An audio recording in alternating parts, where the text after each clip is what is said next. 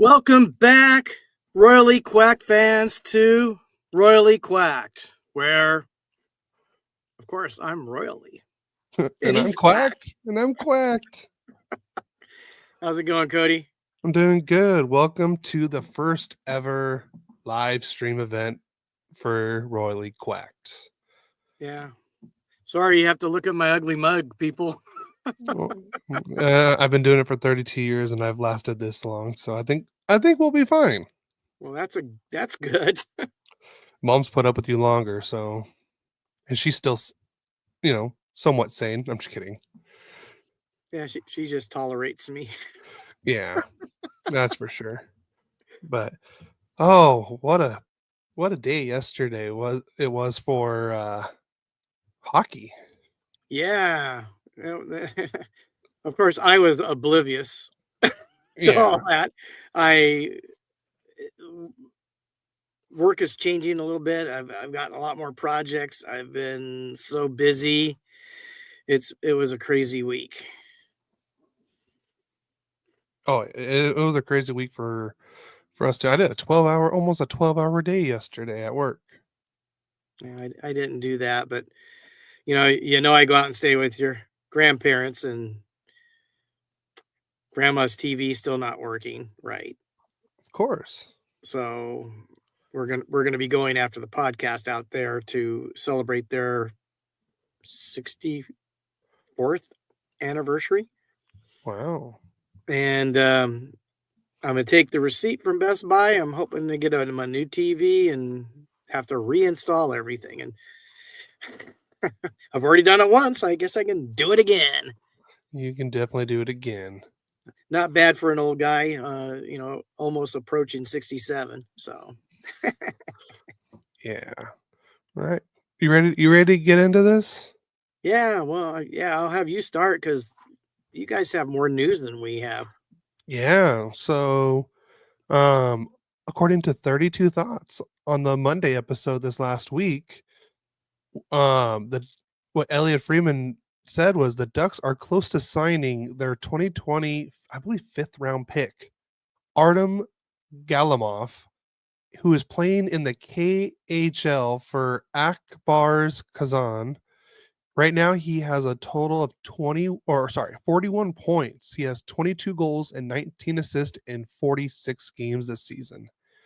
Oh, yeah. So he was drafted in the 5th round in 2020 by the Ducks.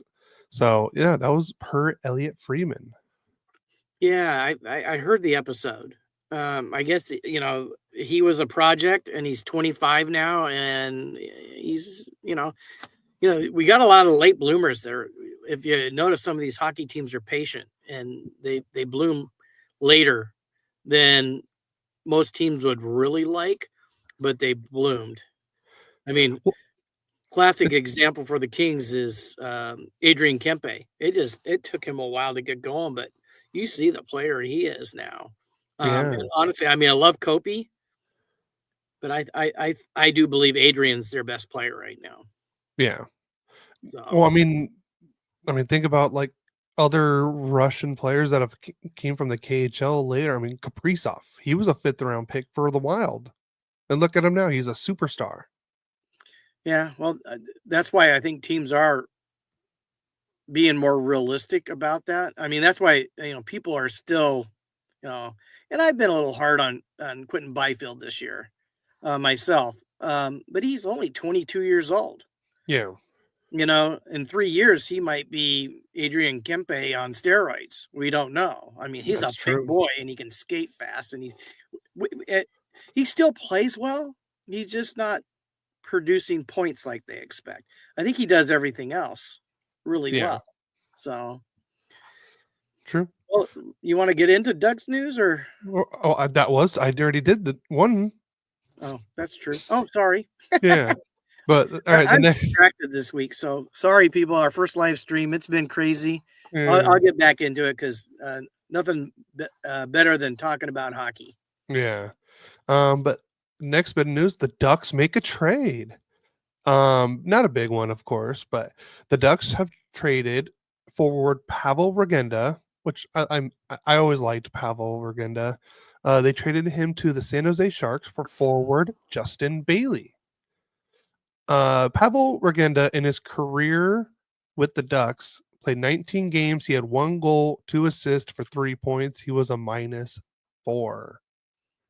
And he is age 25. Justin Bailey, age 29. He's in his career in the NHL, he has played 141 games, 10 goals, 13 assists for 23 points. He's also believed to be he's also a right wing, along with Regenda. So I don't know what kind of trade this was. I had me shocked and everything. Yeah, you want to hear my idea why? Huh. Well, I don't really know who Justin Bailey is, just but your description of him. They're looking for someone who can set the stage down in the AHL for them. Yeah. Maybe a little bit more seasoned, a little more NHL experience, and that can help the young guys reach their potential. Some people don't even realize how important that is. Yeah. I mean, to have someone like that. I mean, as an example, I learned so much about baseball when you were a kid and wanted to play baseball, and I could see your talent. So I studied online, learning how to hit, all the little things that I helped teach you, which I think made you a better player. You were far superior, better baseball player than I was. Yeah. So that's just a personal example. Yeah. I mean, remember soccer? You still know more about soccer, and I was your coach. But I mean, I knew what the basics were. I knew what helped win. Exactly. And we practiced that. And I mean, my first year coaching, we were the number 1 seed, right? Number 1 or number 2, but I think we were number 1, and we got beat by the 3 seed in the first round. Was it the first round? Or maybe second round. I don't remember. But anyways, I mean, long ago. With your help and and what I could watch and see, even though I was really a rookie coach, we did well. Well, it also helped that you had 4 guys that were club level players, and we all knew each other because we played together. Yeah, but I didn't get to pick the team. No, I know that, but that really helped you out. Yeah, but and if you're really honest, only 2 of you played club level for me for the whole season. TJ and me and TJ. The other 2. It's funny because I wasn't even a forward. I was a goalkeeper. I was definitely a club level goalkeeper. I was not a club level forward. Well, you would have been the goalkeeper all season if was it Nathan? Was his name Nathan? Yeah. If Nathan could have played anywhere else, you would have probably been the goalkeeper. But he couldn't play anywhere but there. He was terrible everywhere else. So I put him in there trying to maximize my talent. And you went in and I really hope Nathan doesn't listen to this. He was a good goalkeeper though. No, he was and if we would have had him, we would have moved on. We had to move people around because he got really sick. Yeah. And that and here's a compliment to him. He would have been the difference maker between us going farther and where we ended up. True. Honestly. So, I mean, I'm not putting him down. He just wasn't skilled with his feet, but he was skilled with his hands. And look what you did. You were like the second leading scorer in the league as a goalkeeper playing forward. Yeah.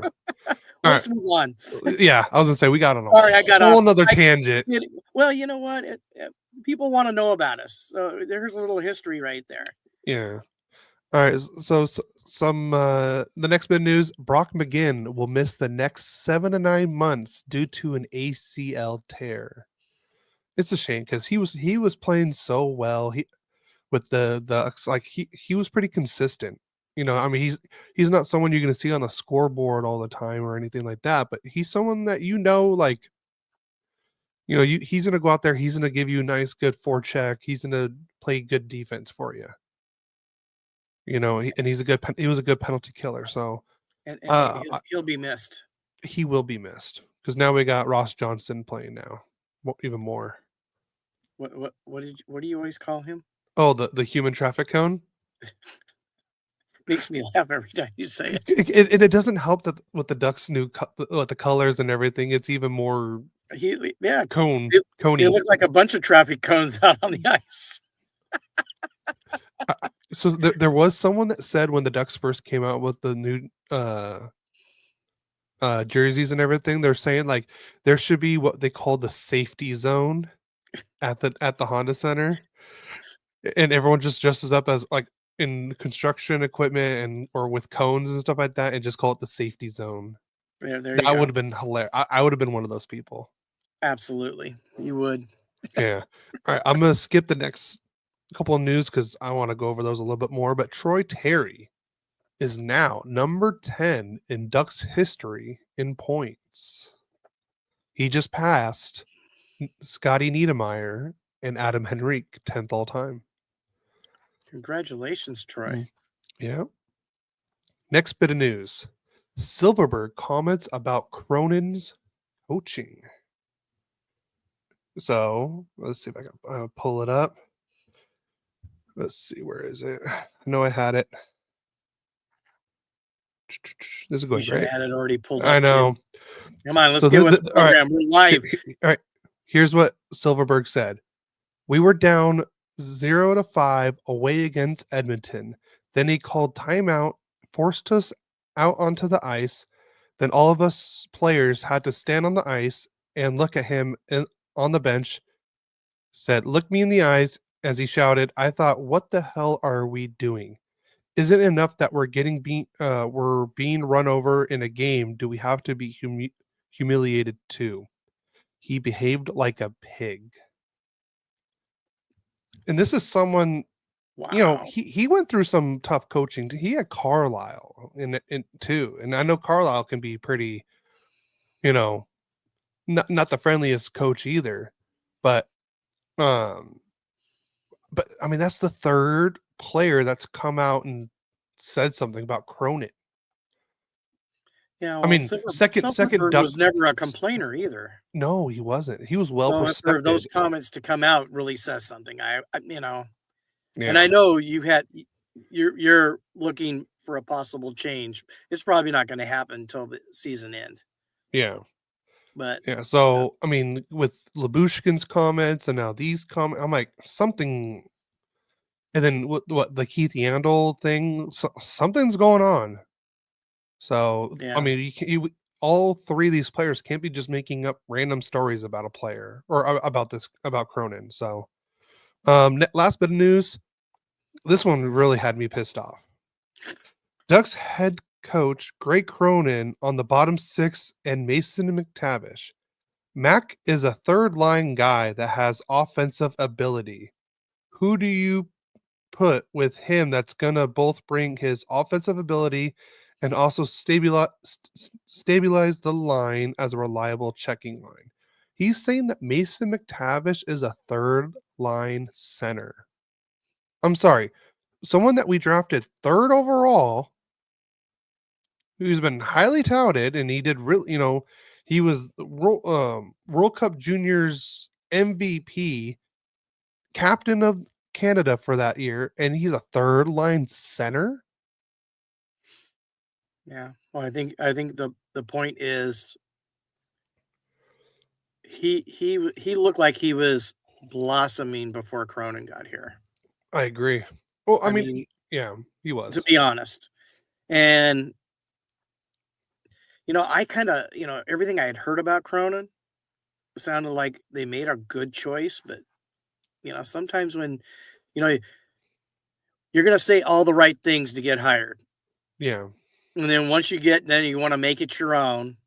And then, sometimes it's a disappointment on what you get. And I'm thinking, I'm sure Samuelis are probably looking at this going, yeah, we might need to make a change. Yeah. I mean, if you have prior players that have played for him saying something in retirement isn't a positive. Let's keep this guy. Yeah. So, But that's it for Ducks news this week. well, you had a lot more news than I have, but I do have, first bit of news is about our MMA star, Alex Laferriere. I mean, I hope everybody went on YouTube and looked up how he took down Connor McDavid, but unfortunately, he did take an elbow to the head, which didn't get called, which I know you complain a little bit more about the reffing than I do, but he took an elbow to the head, so he took him down and got a penalty, and we ended up losing 1-0. And he's still out right now. Last bit of news I heard coincides with the next bit of news. Doughty's close to returning. What I had heard on the Kings Insider, which you can all look up on the internet or even on your phone, was that they're both looking to come back at the same time. And the other news, which I don't even have in the notes, they're wondering what the Kings are going to do because they have 7 defensemen right now. Well, most teams do carry 7 defensemen. Are they going to carry 8? And the answer that I saw online was yes, until Four Nations comes up. Yeah. Because Four Nations, we're going to have, what, a week or 2 off? I think 2 weeks off, yeah. 2 weeks off, and the other reason that they're going to they want to bring Doughty back slowly and make sure he's okay, because they're going to have to give somebody up. Yeah. The minute they drop one of those defensemen, they're going to have to go on waivers. Yeah. And the consensus, and I would agree with it, it's probably going to be Andres England that will get left, because I think Hiller likes Moverari, and he's been playing well. Yeah. And they're thinking that they may just have Drew be that extra guy. Maybe not in the 3 lines, but he's going to be taking their places all over the place and just maybe playing 14 minutes to start with, or 10 to 15 minutes to start with.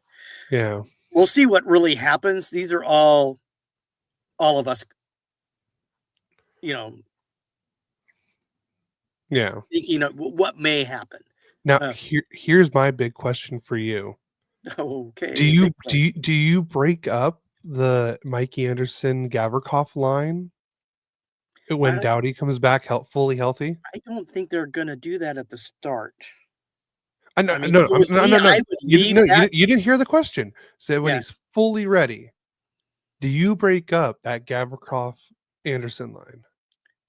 I would say yes, because Anderson and Doughty are very similar.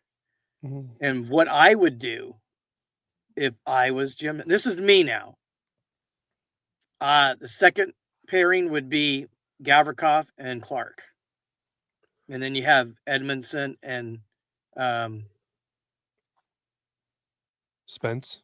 God, I can't remember Spence's name half the time. I don't know. Well, yeah. Shame on you. I know.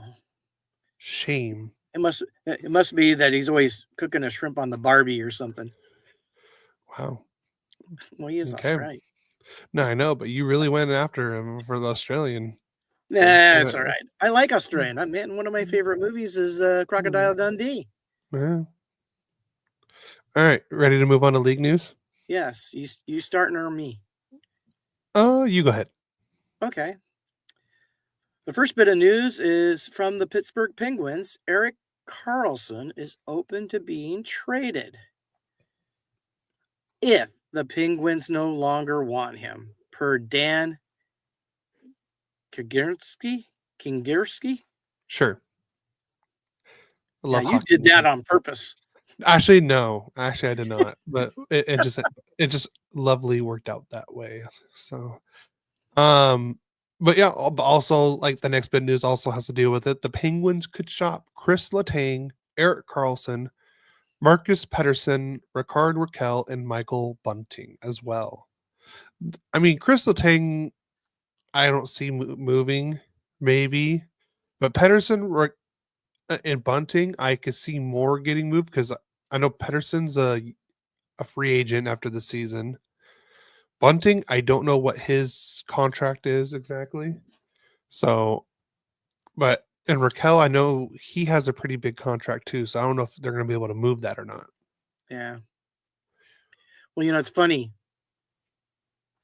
Penguins have a terrible goal differential, but Yeah. they slap the Kings around like like the Kings are their little brother, trying to play with the big boys. I mean, they spanked us twice already. So, Well, we spanked them. yes, I know. I'm sitting there going, "Geez, the Ducks beat them 5-1, and we lose." Was it 5? I think we lost 5-1, or was it 4? Yeah, I think that's what it was. Yeah. Yeah, it was 5-1. I'm looking at it right now. The next bit of news is, speaking of Laferriere's MMA partner in the little fight they had, Edmonton's Connor McDavid has been suspended for 3 games for cross-checking Vancouver's Connor Garland. And the next bit of news, Cody's going to give you, I think that happened in result to that, right? No, two Kind of. different instances. Same game, two different. Wow. Yeah. Well, Vancouver and Edmonton, Rival. yeah, they don't like each other much. Yeah.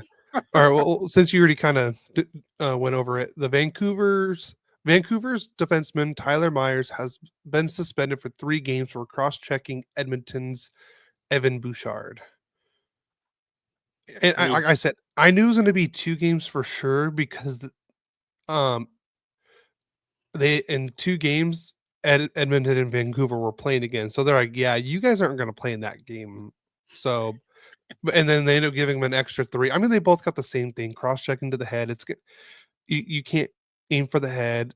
I didn't see the Tyler Myers one on Bouchard, but I mean, because everyone was more talking about the Connor McDavid one, because oh no, he's our big superstar. He should not get suspended. Guys, he cross checked someone to the head. He's gonna get suspended. And they're like, oh, you got to protect your superstars. I'm like, I mean, there's a point to protecting your superstars. Well, you protect them from getting hurt, but Yeah. when they're doing the hurting, I don't care Yeah. who that is. They got to Well, go. They got to go to the box, or they got to sit down for a few games. Well, let's just say the reason why people are getting mad is because Connor Garland committed like 10 penalties within 20 seconds.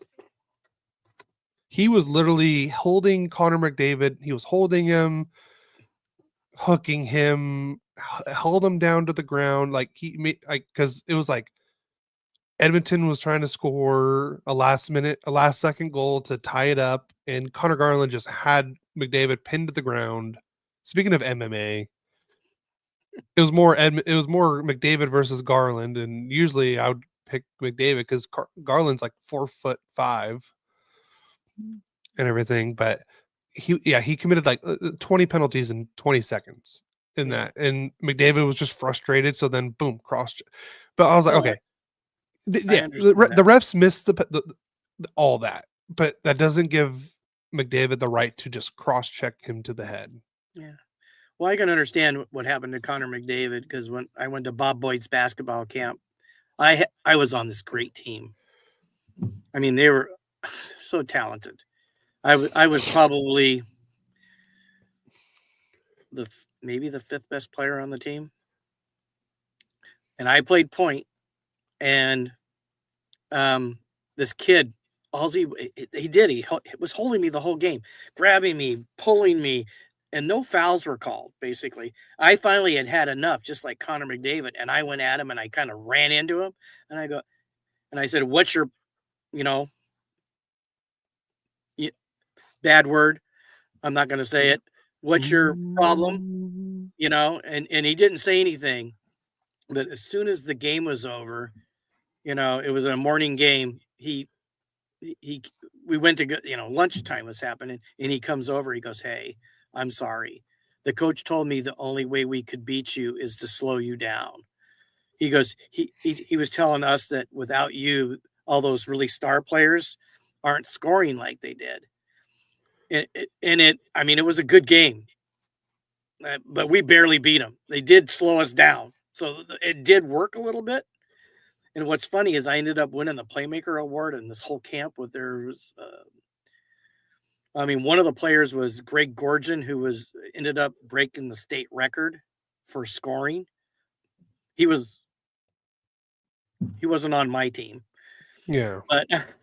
But anyways, I can understand it because I didn't really go. I wasn't my way to go and start a fight, but I did run into him and ask him what his problem was. And then him and I were buddies the rest of camp. So, and I'm sure these guys all forget about it sometimes after the game. So on to the next bit of news. Atlanta and Houston remain viable options for expansion for the NHL per Kevin Weeks. Houston and Atlanta, huh? Third time the charm in Atlanta? I don't know. Well, the Flames were there.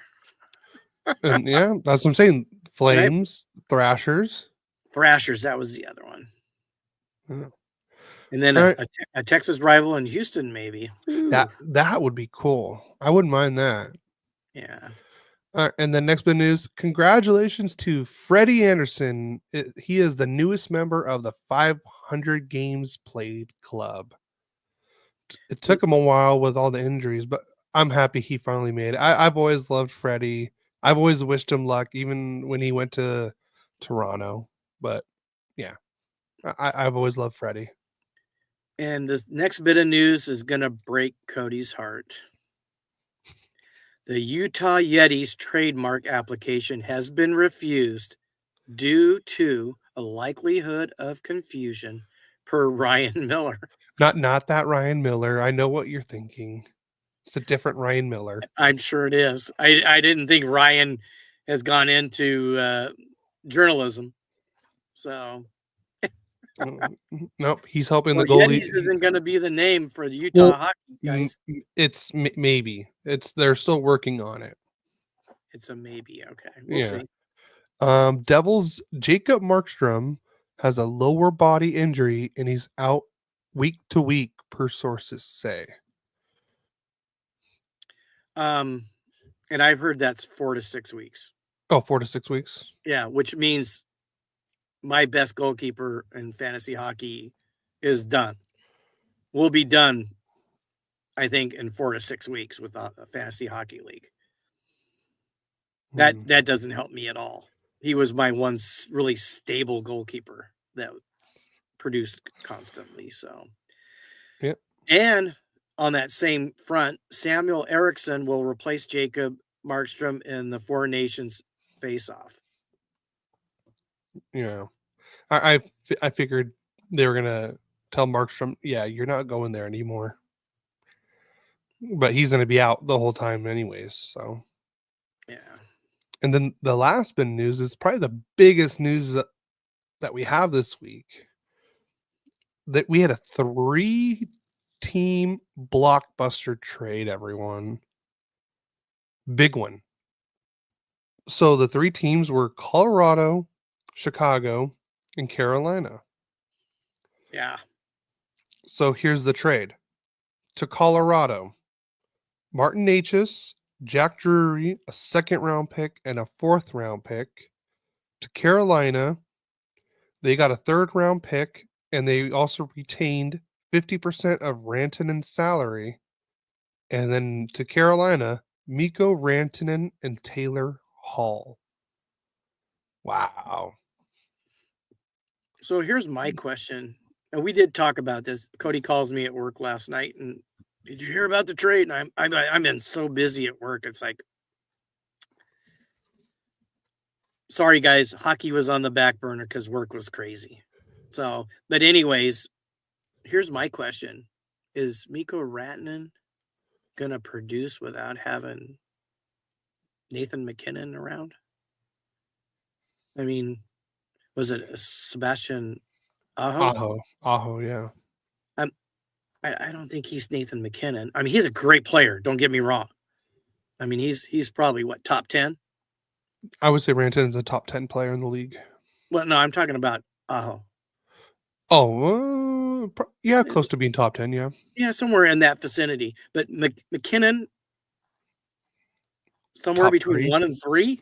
Yeah. I mean, last year he was 1. He was the Yeah. best center last year by far, and he's still leading the league in scoring. I mean, but Rantanen has done well by himself when like McKinnon was hurt or Landeskog was hurt. He's done well even without them in the lineup. Yeah, well, we're gonna see. And Yeah. who's to say that playing possibly at especially on the power play with McKinnon, Natchez is gonna maybe even be better Yeah. because he's coming into his own this year. I mean, you've talked about him for a couple years now. Oh, I want I hope the Ducks get him. And yeah. you know, and he was right there, but he wasn't there yet. I think this year he's there. Yeah. And he's only 25. And I think Ranton is what, 28, 29? 26, 27, I want to say. So they're pretty close in age. Yeah. So we'll see how that trade works. Who do you think wins it? Wins the trade? Yeah. If Carolina could re-sign Rantanen, it's Carolina. If they could re-sign him. If they don't re-sign him, I still think Carolina wins this trade really no matter what. But like I said, if they for sure re-sign Rantanen to an extension, then yes, they for sure win it. I can tell you who the biggest loser was of this trade.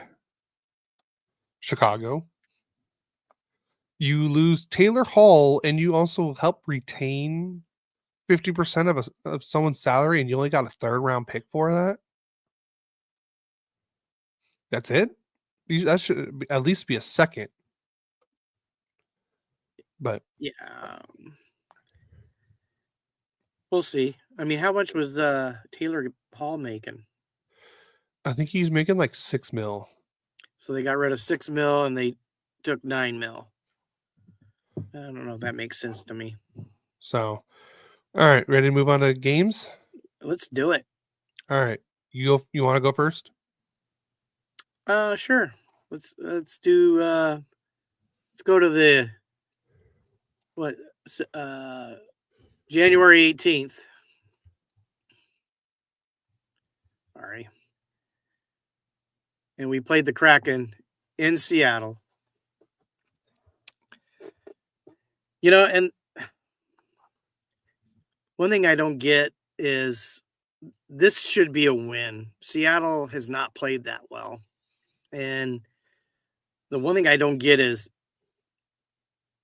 how you beat some of these great teams and you lose to, I mean, they lost to San Jose. They lost to Chicago. Now they lose to Seattle. And I mean, Seattle just, I thought they totally outplayed us. I mean, let's go to the scoring real quick. I mean, it was a Jaden Schwartz night for Seattle. 28 seconds into the first period. He scores his 14th from Capo Caco, who they picked up from the New York Rangers. He got his 17th assist. 1-0 Seattle. Then who else on the power play? Adrian Kempe, his 22nd. From Kopitar, his 30th. And Fiala, his 10th. To tie it at 1-1. Well, Jaden Schwartz, not to be outdone, scored his 15th. From Beniers' 16th and Kako his 18th. Kako seems to have really played well for Seattle. I think that was a good pickup for him. And that puts Seattle up 2-1. I mean, the first period was going crazy, so you know. Then Jordan Spence scores his 3rd from Deneau his 19th and Moore his 14th to tie it at 2-2. So after 1, it's 2-2. But the Kings were outshot in that first period. 15-8. Wow. That's crazy. And that's unusual because when the Kings defense is playing, there's no team better right now. Their defense is incredible. So in the second period, ex-Vegas Golden Knight Chandler Stevenson gets his 7th from Borkstrand, his 17th, and Burakovsky his 13th to make it 3-2. And then the King Killer Jordan Schwartz gets his 16th and this is in the third period. So it was 3-2 after 2. An empty netter at the 1850 mark. Another assist from Capo Caco. So let's go to the 3 stars real quick. Joey Decord was the 3rd star, giving up 2 goals with a .933 save percentage for the game. Capo Caco with 3 assists was the 2nd star, and Jaden Schwartz with 3 goals is the 3rd star. And I can't argue that that's wow. Those are the 3 stars. I mean, they deserved it. But the quick stats: Kings won the faceoff again, 54% to 46. We were actually better on the power play. We were 1 for 2. They were 0 for 3. Seattle did out hit us 32-26. Seattle had 24 block shots. We had 14. They had 15 giveaways. We had 14. And the takeaways were 7 for Seattle and 5 for the Kings. Again, the final: Kraken 4, Kings 2. On to your first game, Cody. All right. First game, the Ducks were away at the Florida Panthers. And another shutout loss for the Ducks. Yay. The Ducks lose this one 3-0 to the Florida Panthers. There was no scoring in the first period for either team. And then the second period, Jesper Boquist scores his 11th of the year to make it 1-0 Florida. And then in the third period, you had Anton Lundell with his 11th also of the year. And then Gustav Forsling got the empty netter to ice the game to make it 3-0. Spencer Knight with his 2nd assist of the year on that empty netter goal. There was no urgency in this game. The Ducks, there was really nothing. Shots on goal, the Ducks got outshot 45-34, lost in the faceoff 56 to 44. Again, 0 for on the power play. It's not good. But we also held them 0 for 2 on the power play.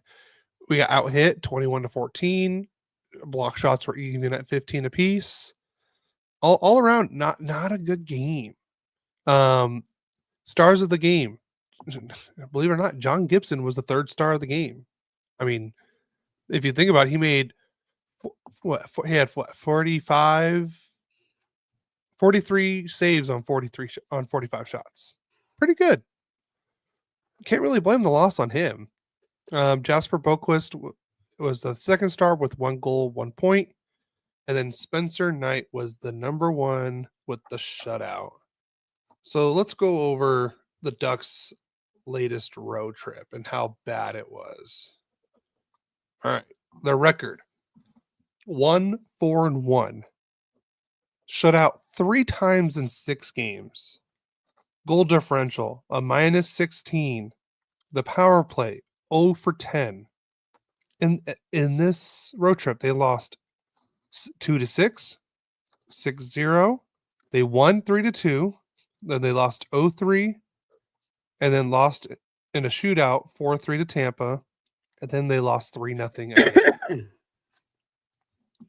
Not a good road trip to remember. Let's put it that way.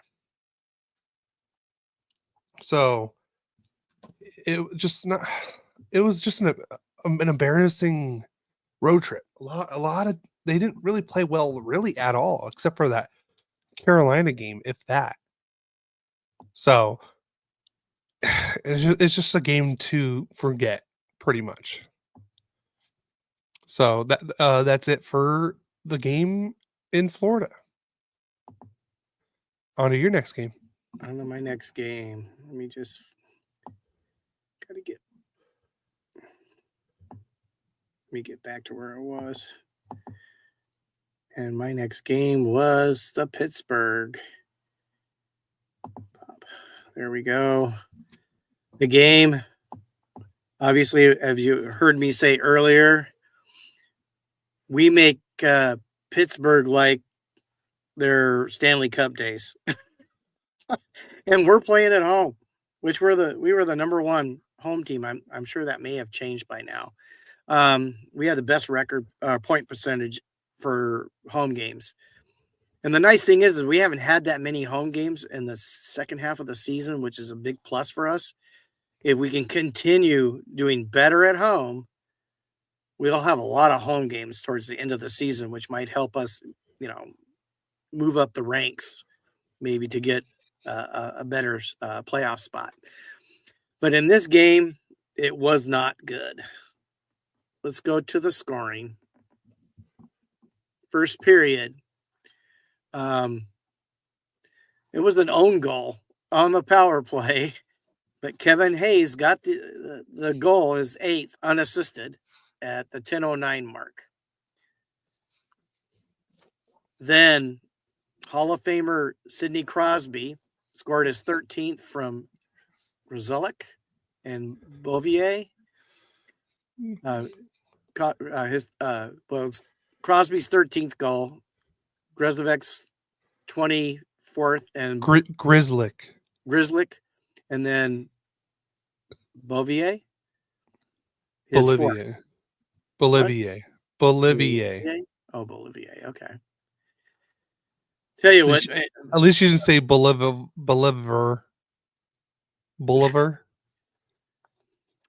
Superman has kryptonite. Mine is hockey names. No kidding. Just so you know. If you don't get anything English out of this, get a laugh at me butchering hockey names, people. I mean, it's just going to happen. Yours is hockey names. Mine is basic English. We make a team. Aren't we a team? Yeah. So after the first period, Kings down 2-0. Then in the second period, Evgeny Malkin gets his 9th. Evgeny Malkin, his 9th from Tomasino, his 6th, and Pettersson, his 15th, to make it 3-0. Then, of course, Adrian Kempe got his 23rd on the power play from Kopitar, his 31st, and Spence, his 12th. And then Cody Glass got his 3rd from Hayes, his 4th, and Pickering, his 2nd. And after 2 periods, the Kings are down 4-1. And then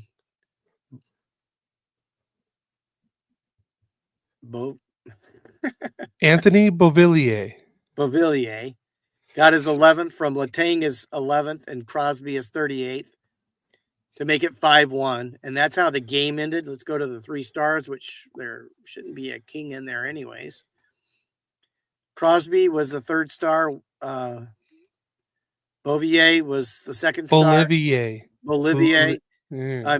They both had a goal and assist, and then Hayes had a goal and assist, was the number 1 star. And I can't say I disagree with any of that in this second game. Go to the stats really quick. This is where, Crosby's one of the best face-off guys in hockey. Probably close to number 1. Yeah. 54 to 47%. They did that. On the power play, they were 1 for 1, so 100%. We were 1 for 3, 33%. At least we got 3 power plays, and we did score a goal. Hits, we had 18 to 7. Block shots were tied at 14. Giveaways, Kings 14, Penguins 13. Takeaways were 4 Penguins, 2 Kings. And shots on goal is 32-26, but yet 5-1. Like I said, it's the Penguins have our number for some reason. We're just not good against the Penguins. So on to your next game, Cody. All right. Our next game Now we're home against the same Florida Panthers. It was a home and home games against Florida. Better game, same result in a way. Ducks lose this one 5-2 to the Florida Panthers. Frankie V gets the scoring started on this one with finally the Ducks score a power play goal. Finally. It was like 3 weeks after not having a freaking power play goal. It was just a beautiful play all the way around. Strome behind the net, passes it across to Terry, and then Terry passes it right back across to Frankie, and Frankie just slides it home. It was a beautiful play. So the Ducks lead 1-0. And then about 4 minutes later, Sam Reinhart scores his 28th of the year to tie it up. And then after that, it was just bad. Reinhart scored, Rodriguez scored, and then Carter Verhaeghe scored on this. So now it's 3-1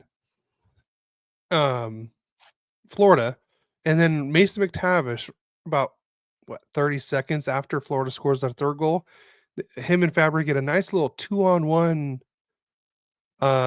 break, and McTavish does what I was telling them to do last week when I said a bad word. He shot the puck and he scored.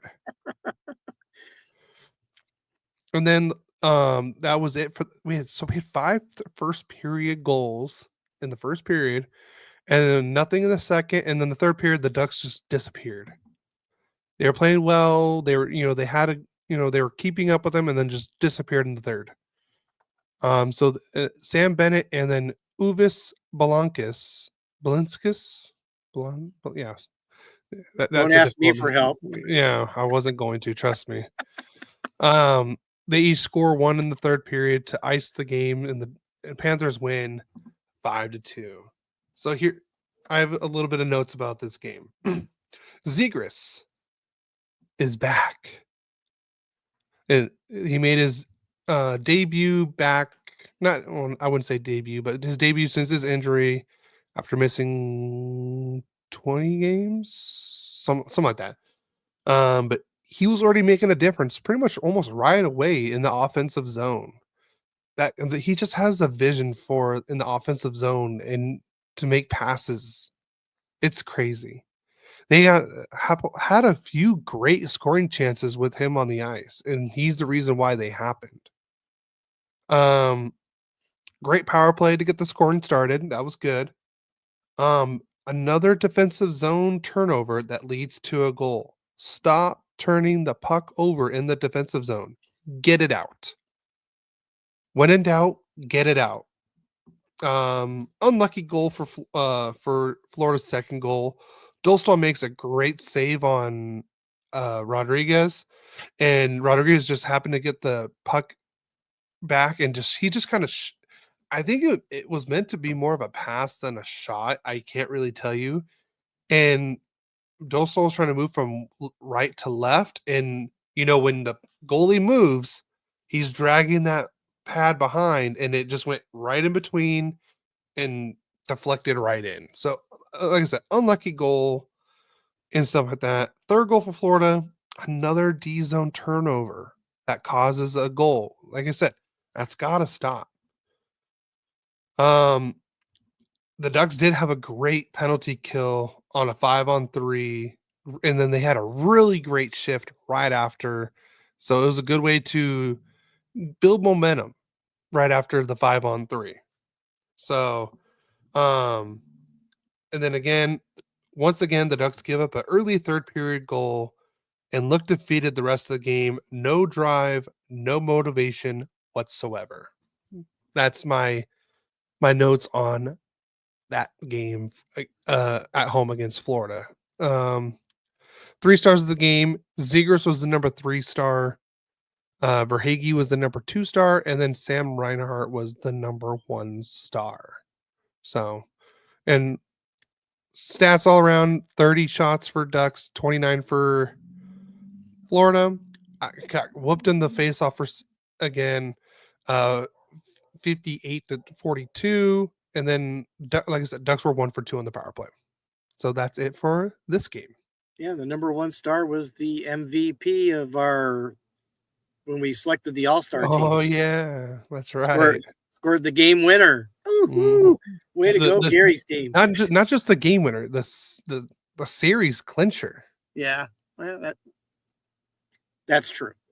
That was crazy. I was watching like, oh my God. Yeah. And no, you didn't even think of him.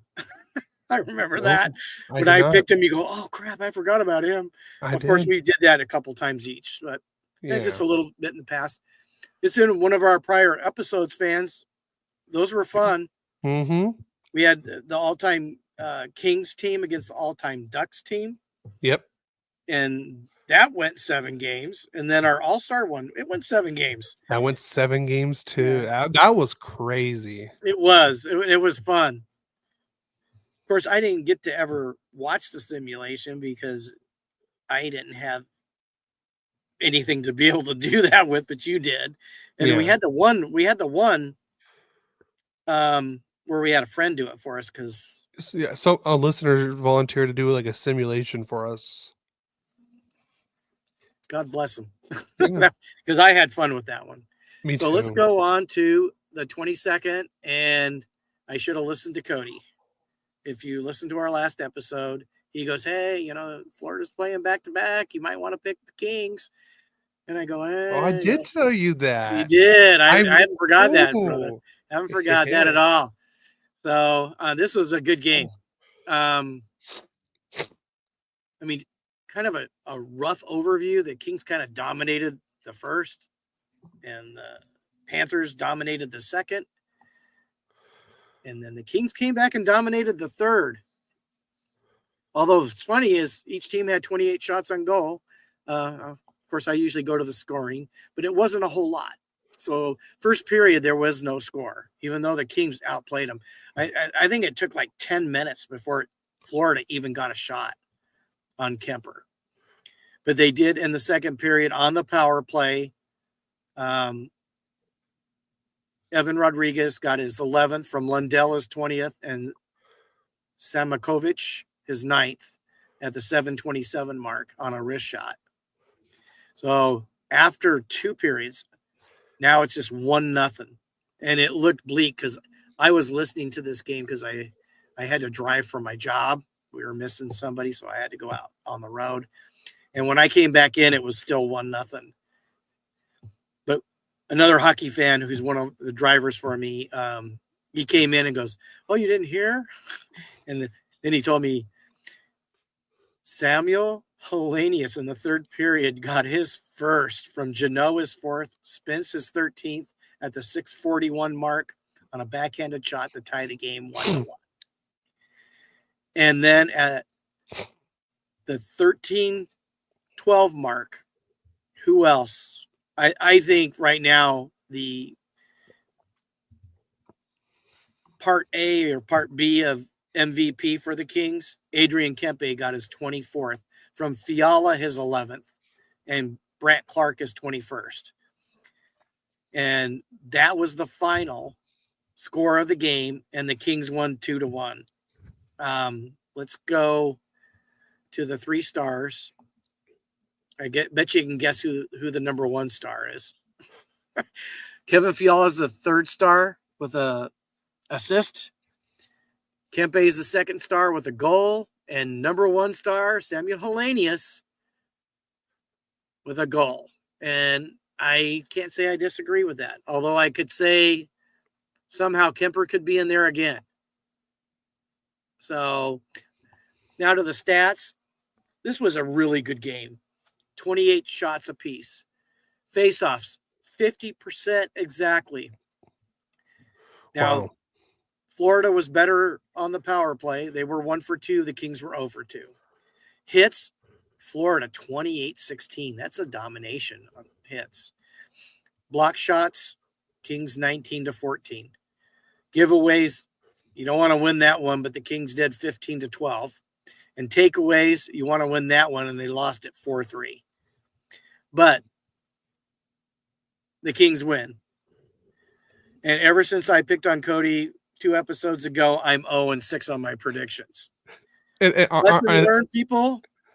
Don't, when you're going well, do not rub it in somebody else's face.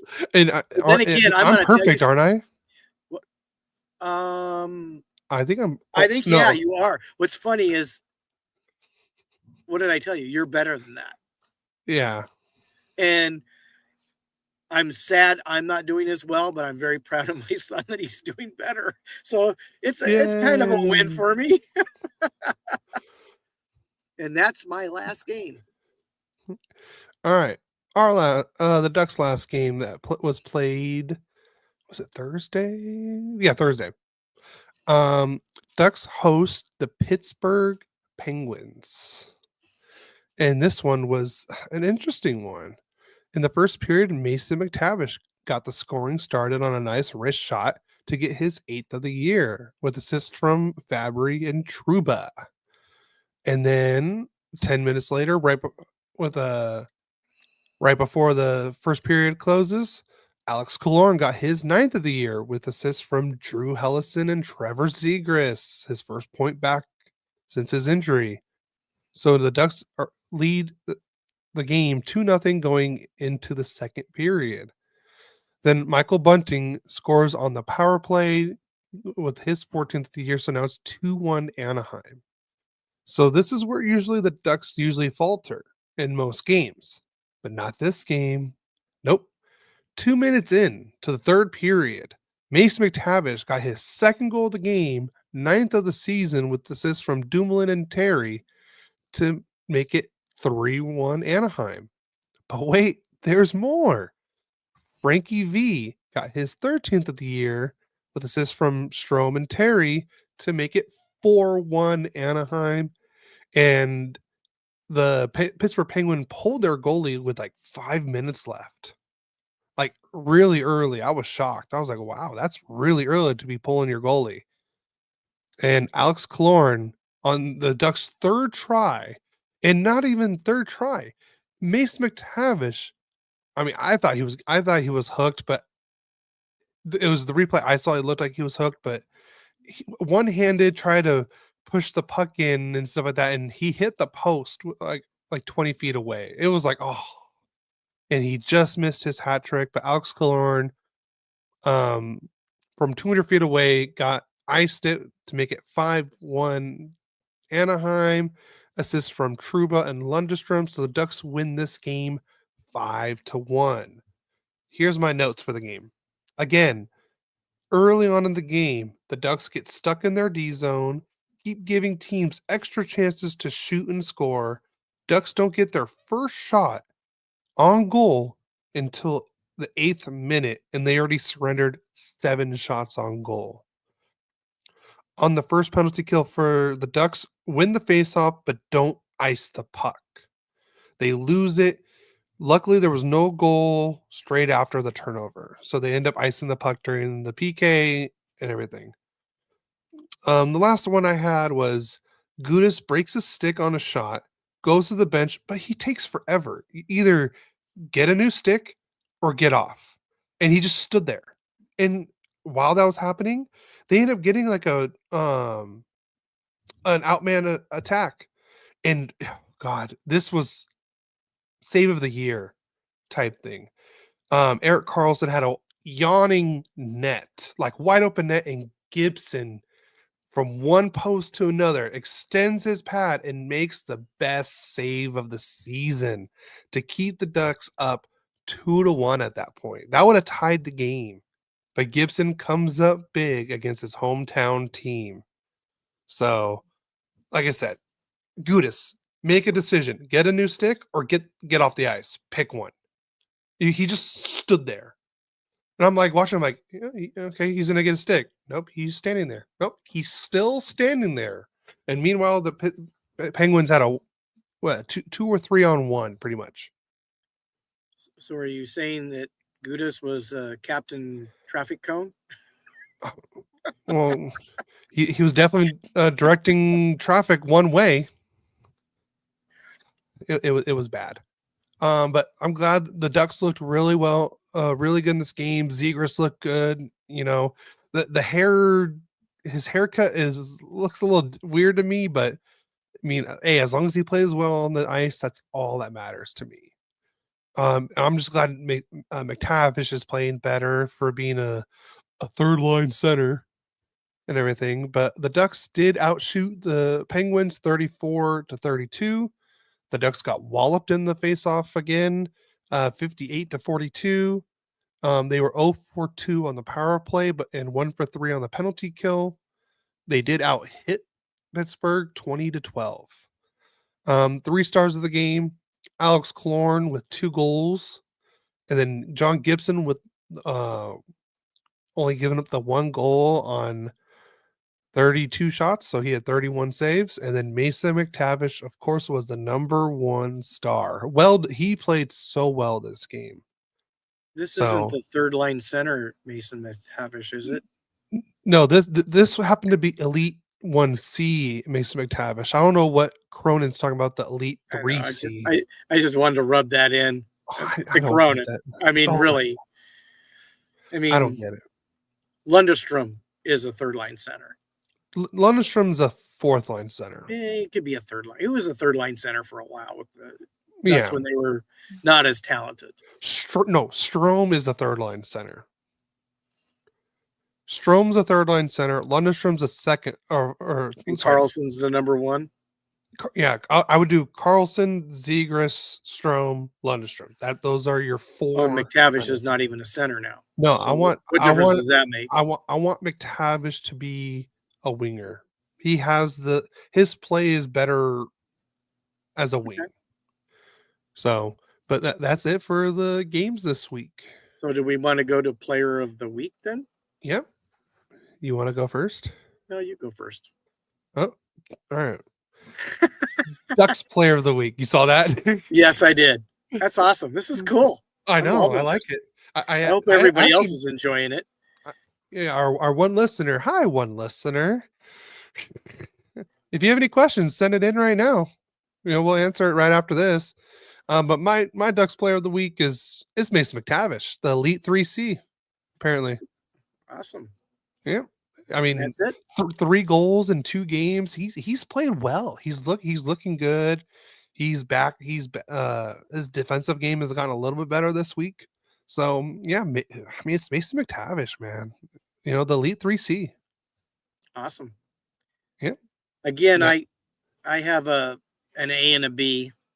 How can you not pick Darcy Kemper? He has been fantastic. And then Adrian Kempe. I mean, who's scoring all the goals? We're not getting very many of them. That's our biggest problem. So I have Darcy Kemper and Adrian Kempe as Kings player of the week. Good choices. I mean, can't go wrong with Juice, and you can't go wrong with Kemper. I mean, either one. And McTavish is nice.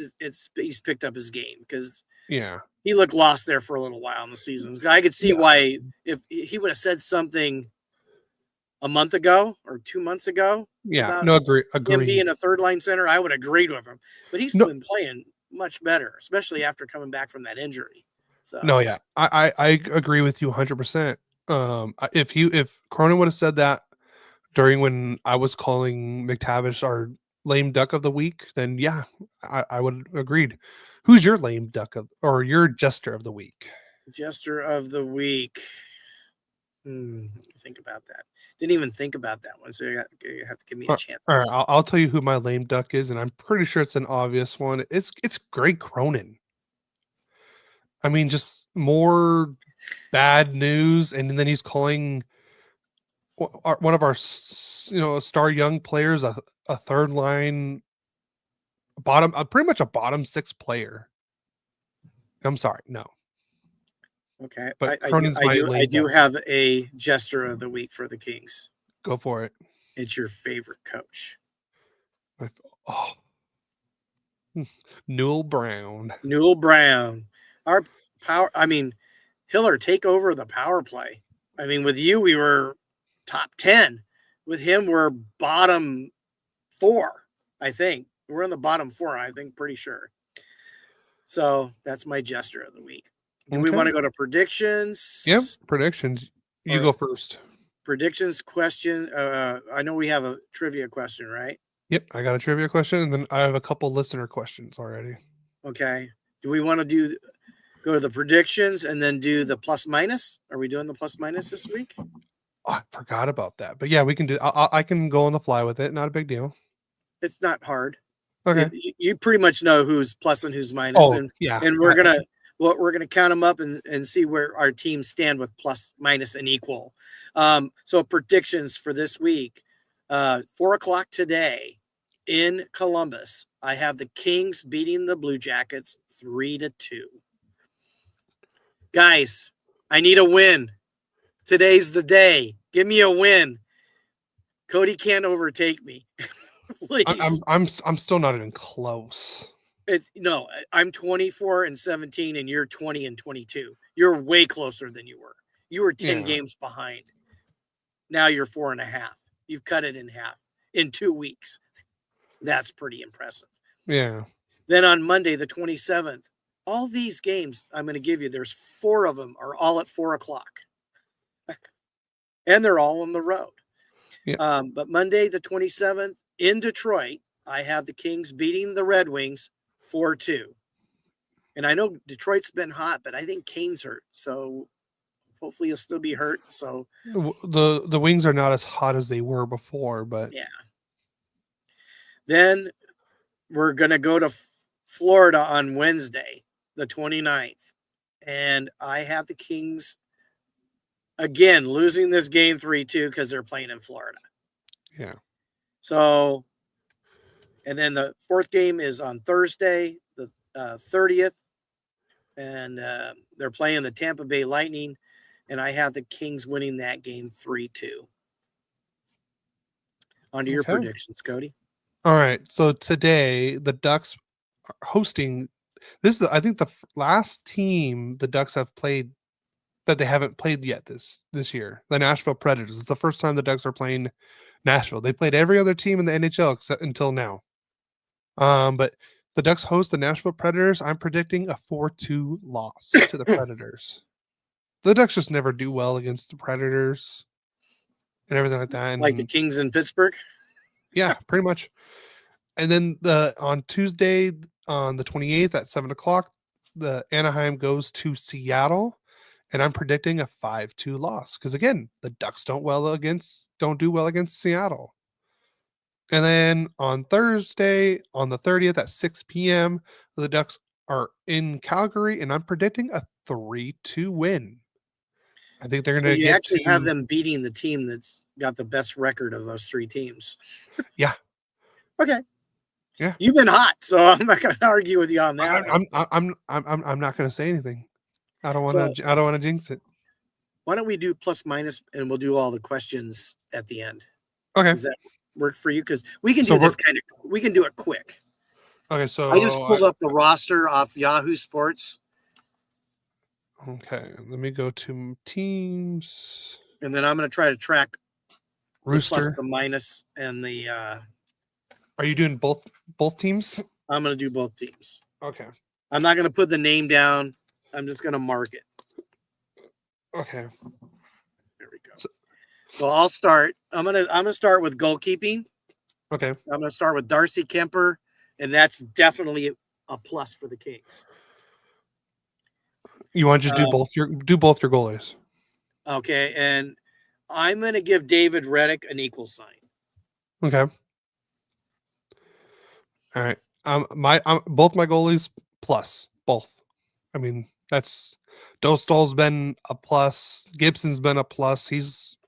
Looks like he's a different goalie this year. Okay, so you agreed with mine? Yeah. Okay, I agree with yours. Both of them are a plus. Yeah. Absolutely. So let's go to defense. Okay. And I'm going to do them in the pairs. Okay. Anderson's a plus. Gavrikov's a plus. You want me to just go through all my defense? Just go through all your defense. Edmondson's a plus. Spence is an equal. Moriarty is an equal.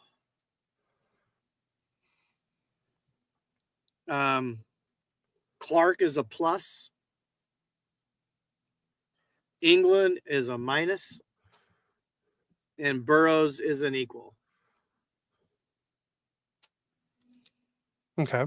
And obviously Doughty would be an equal because he hasn't really done anything. And I can't really blame him. He hasn't played. Yeah. All right. My defense. I'm going to just go from top to bottom what has on here on NHL.com. All right. Brian Dumoulin, equal. Radko Gudas, minus.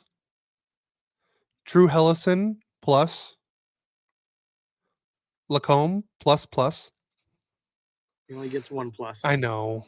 Pavel Minchikov, I'm going to do equal. Truba, equal. And Zellweger, plus. Okay.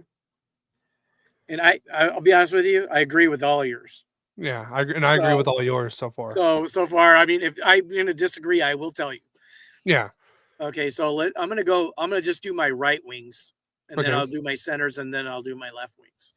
Okay. Adrian Kempe, plus. Okay. Trevor Moore, minus. Alex Laferriere, plus. Akil Thomas, minus, because he just hasn't played very much. Trevor Lewis, I'm going to give him an equal. Those are all my right wings. All right. I got 3 right wings. Brett Leeson, equal. Troy Terry, plus. Frank Vetrano, equal. Okay. So I'm going to go to my centers now. And you people can go on the live chat. You can send us a message on anything you don't agree with us on this. So we want you guys to participate too as much as you can. Yep. So I'm going to go to Anze Kopitar, a plus. Quentin Byfield, I'm going to give him a minus right now. Philip Deneau, an equal. Samuel Hellenius, an equal. Okay. Centers, I got Carlson. I'm going to go equal. Harkins, plus. Lundstrom, equal. McTavish, equal. Strome, equal. And Zegras, equal. Okay. Hard to give a lot of those guys pluses. I would have probably given Zegras a minus. That's the only one I disagree. He just hasn't played enough, and yeah, that's why I gave him a equal, because I mean when he's on the ice, he's a difference maker. Well, I want to see more from him though. Personally, Agreed. So let's go to my left wings. Alex Turcotte, a plus. Agreed. Yeah. Warren Fogle, a plus. Kevin Fiala, a minus. Tanner Jeannot, an equal. Okay. And that's my whole team. All right. So Fabry, minus. Cutter, plus. Human traffic cone, minus. And Killorn, I'm gonna give Killorn a plus. His defensive game has really impressed me this season too. So I'm gonna give him a plus. And there's one I forgot, Brock McGinn. I'm gonna give him a plus because when he was on the ice, he wasn't gonna be on the stat sheet, but you could tell like he was gonna be a difference maker. Okay. So you want to know what the score is? Huh. So for the Kings, on plus 10. Okay. You have for the Ducks 10. Minus on the Kings 5. Minus on the Ducks 3. Okay. Kings on the equal 9, and you have equal 10. Okay. Yet their records are kind of far Well, apart. well, you want to know what the biggest plus minus is? Coaching. Well, we didn't even talk about coaching. I'm going to give Heller a plus, so I'll add that one in there. Yeah, I'm and going to give Newell Brown a minus, and I don't even know who the other coaches are, to be honest with you. So, but for me, Cronin minus. Rich Clune right now a minus, and then Brett Thompson minus. That's like I said, that's where it's really gonna be right there. Okay. Rich Clune was a plus until how bad the power play has been as of late. I know we didn't have Zegras out there, so I basically, and I'll give whoever the other coach is, because I'll give him an equal. So I have 11 plus, 6 minus, and 10 equal. You have 10 plus, 6 minus, and 10 equal. Yeah. So basically, I have one more plus than you do. Yeah. But then again, I think my pluses are stronger than your pluses. Oh, hands down. Like Kopitar, Kempe. You know what? I think I would take right now Kemper over either one of yours, just because he's got a better win-loss record, just because he's got a better team. Yeah. But I think that's really close. And then coaching, I think I take Hiller over Cronin any day. Oh, hell yeah. And I was iffy about him to start the season. Yeah. All right. Questions. All right. Yes. I got my trivia question for you now. Are we going to do that first, or the listener questions? Or what do you want to do first? Listener or trivia? The listener questions first. All right. So I did have a random Instagram one, and then I saw the question, and then when I looked back later, their username was gone. But the question was, hey, I saw your Teemu Solani cameo video, loved it. If you had to choose 3 players, who would you pick to send you a cameo? So is that for both of us then? For both of us. If you had to choose 3 players to send you a cameo to like wish you happy birthday or say, hey Gary, how you doing? You know, and like my Teemu Solani one, who would you pick?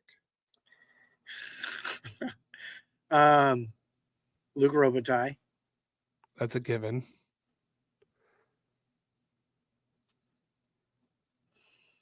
I'm tough. The second one's these. I'm going to give you 4. Okay. Anze Kopitar. Okay. Wayne Gretzky. Okay. And Teemu Solani, because I love Teemu. You know how much I love Teemu. Ever since, and I have to thank my son for this. Every time Teemu was contemplating retirement, Cody would go, have you seen the video that Teemu's posted? And I always liked him because when you heard him, he just seemed like a happy guy. Yeah.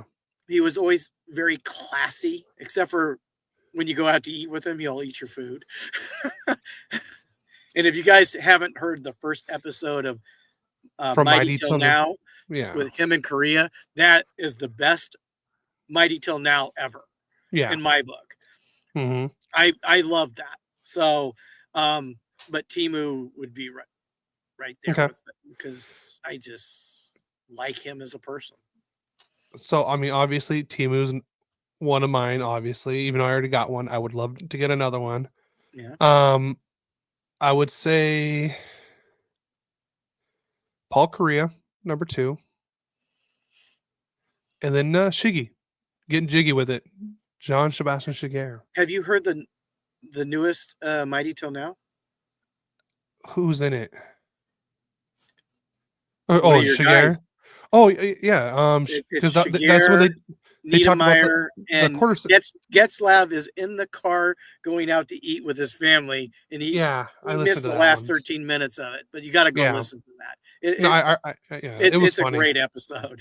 So, and then shout out to one of our network pals, Tony Gonzalez, sent us a A question: Who are your or who or your who is or your favorites for the Stanley Cup at this point?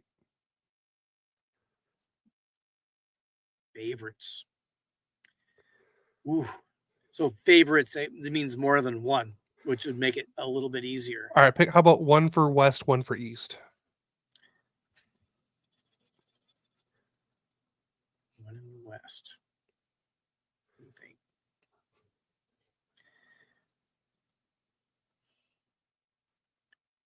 Ooh. I'm going to have to give you a couple. Okay. I think Winnipeg, if Hellebuck is on, can win it all. And that's a Okay. big if. And I'm always afraid of Dallas. Yeah. I mean, they haven't played as well this year, but man, they're talented. And they play a very strong team concept. And it's hard to go against the current champs in the East. Yeah. But would have to throw Toronto and Cody's favorite team in there, Washington. Okay. They're scary. In the West, I'm going to go with Edmonton, and I thought of Edmonton, but I didn't want to tell. I didn't want to say it. Honestly, I wasn't going to go with Edmonton or Colorado, but after the trade yesterday, I don't know about Colorado anymore. It depends, unless they make another. Like, who knows? This whole conversation could really change right after the trade deadline.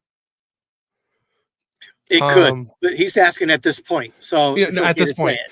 So I'm gonna go with Edmonton and Winnipeg in the West, and in the East, I'm gonna go with. I'm gonna go with Florida and Washington. Okay, I can accept that. Yeah. All right.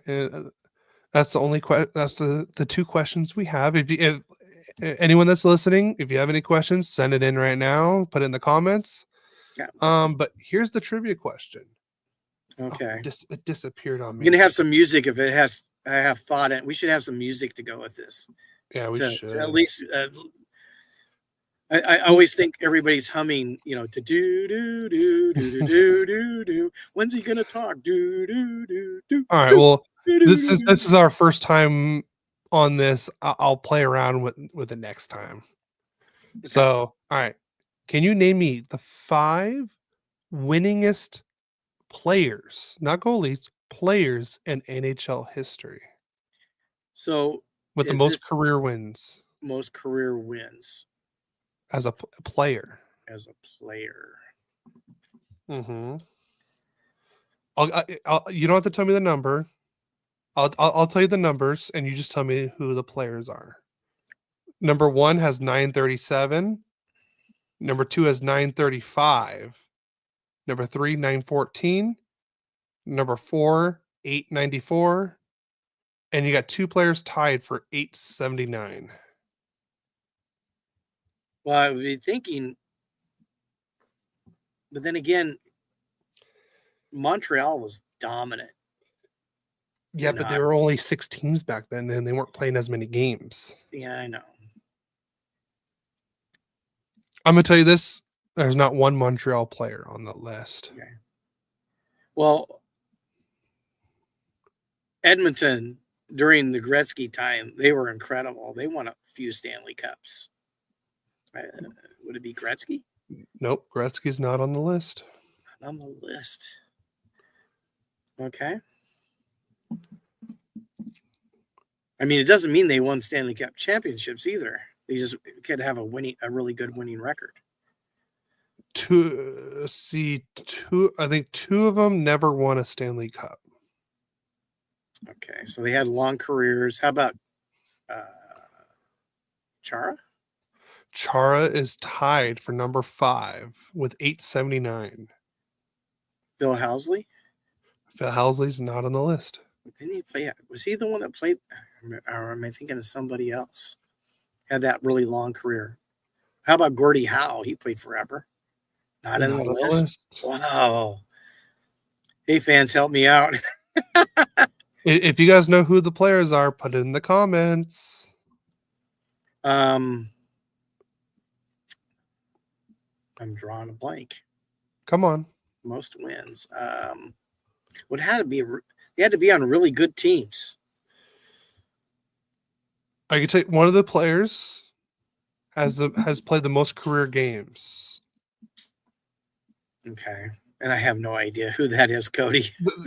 He retired not that long ago. I want to say 2 or 3 seasons ago. But he also played too. He was like almost like 45. Yager? No, he's playing until 55. But he's playing in I the meant Czechia. in NHL. But no, He hasn't played in the no. NHL for like 10 years. No, 8 he's years. not on the list. 2 of the players were Sharks. How about that? Marleau? Marlowe's number 2 with 935. Without that hint, I'd have never got that. Joe The Thornton? other one, Joe Thornton's number 3 with 914. Brett Burns? No Brett Burns. Those are the only 2 Sharks players. One of the players, Eric talks to from time to time.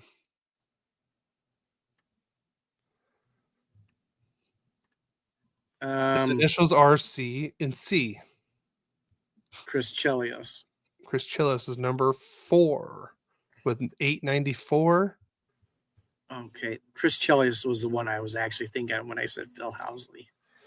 I know the names are nothing close, but they just, when I think of them, they're similar players. One of them was one of the captains for the Red Wings. Probably one of the greatest players during this time. Nope. Captain for the Red Wings. Oh, Lindstrom? Lindstrom was number 1 with 937. And I'll tell you, okay. And Scott Stevens is tied with Zdeno Chara with number 5 with 879. Wow. That's it. That's very interesting. I had forgot about the Detroit's dominance.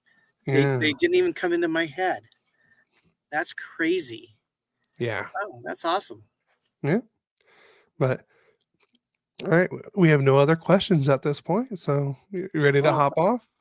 I am ready to hop off. I hope you guys all enjoyed our first live episode. It was actually better than I expected. Brunch with the Spinks.